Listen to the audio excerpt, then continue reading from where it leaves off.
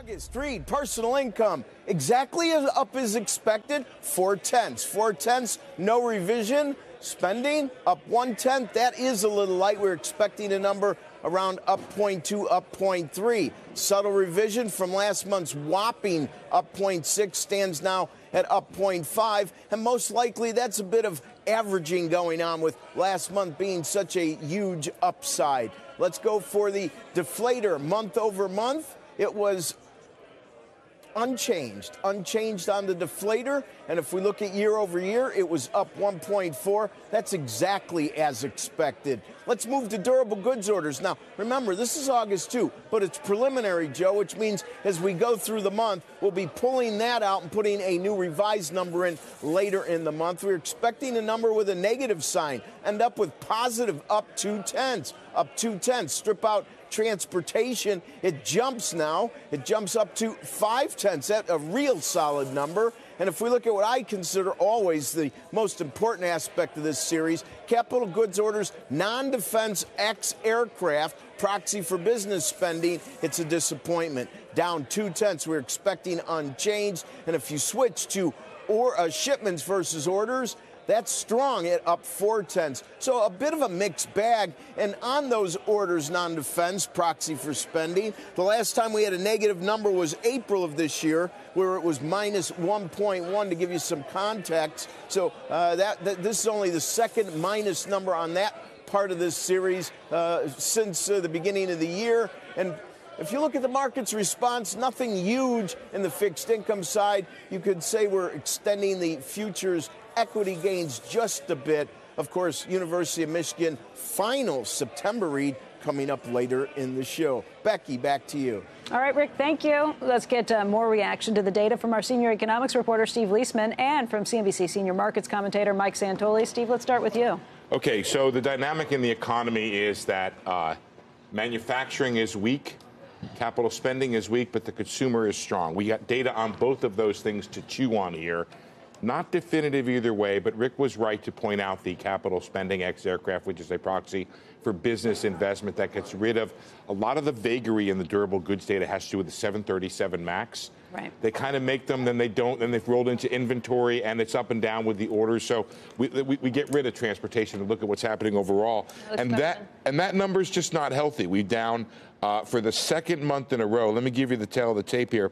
Had a good month of June, which came back after a bad April, but negative in July and negative in August. The idea that the Fed sees in this, a lot of Wall Street economists, is they see the trade war and global economic weakness, concern about the outlook, uncertainty, reducing capital spending. The counter to that, I'm sorry to do one hand on the other hand, but that's, it's good to know everything, is that we haven't seen that manifest itself in hiring.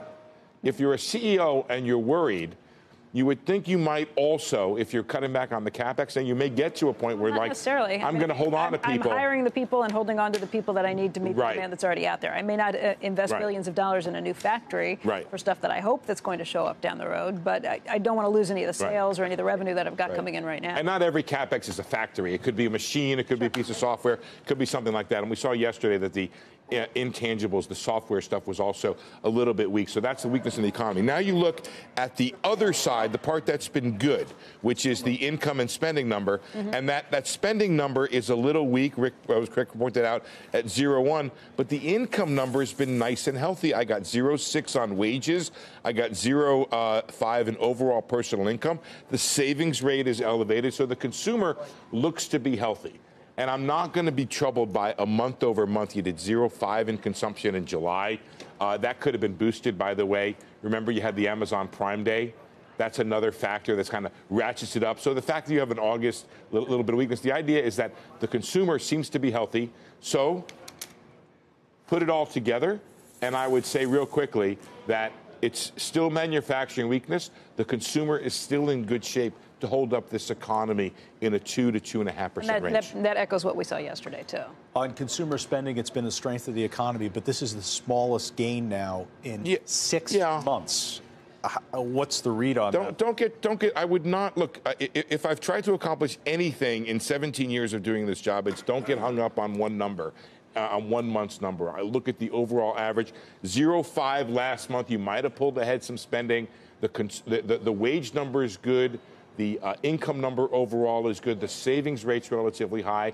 We don't see weakness right now or yet on the part of the consumer. To Steve's point, not to take one data point and make too much of it, Mike, let me ask you more broadly what you think about the market's reaction with the Peloton IPO yesterday, with WeWork getting pulled, with some of these other things happening. How big of a cloud does that cast on the market overall?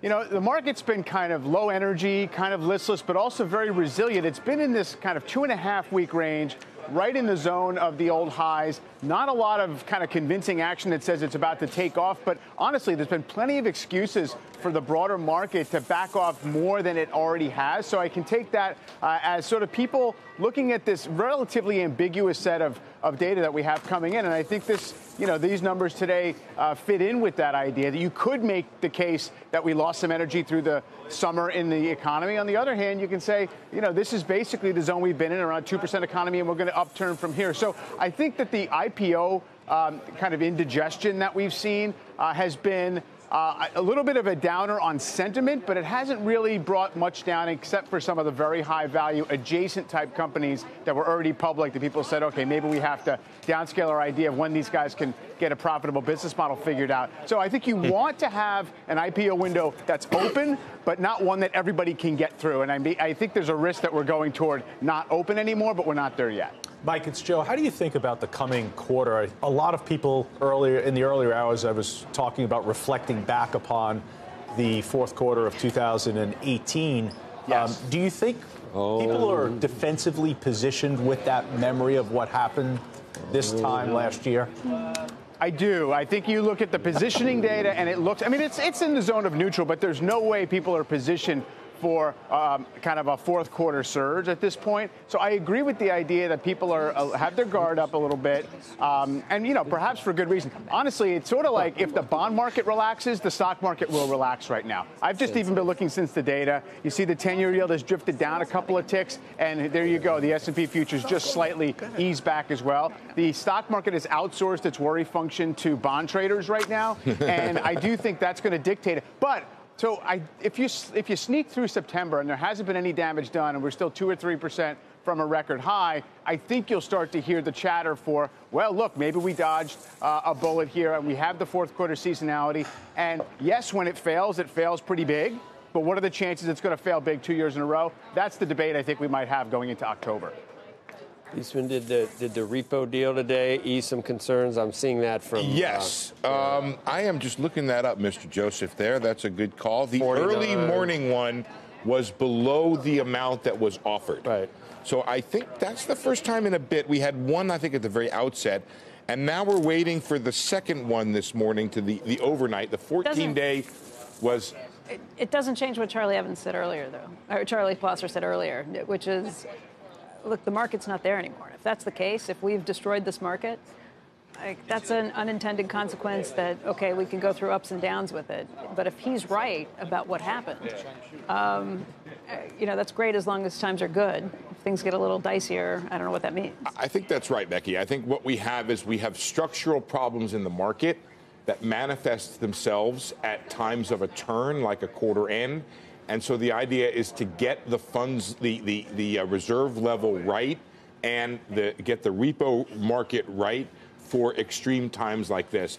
I think the Fed is doing probably what needs to be done to tide us over while they do a bigger rethink on this. But what he said scared me. The idea that this market doesn't exist anymore. The banks don't do it. The trading desks aren't there for it. I think Charlie overstates it a little bit. That what it is the Federal Home Loan Bank Board banks are the ones that are really big in the repo market. Mm-hmm. They have a lot of cash, in the funds market, they have a lot of cash that really sets that rate. And the Fed has to make some changes to the reserve level. May have to make some regulatory changes, as we had the Goldman treasurer on earlier this week talking about.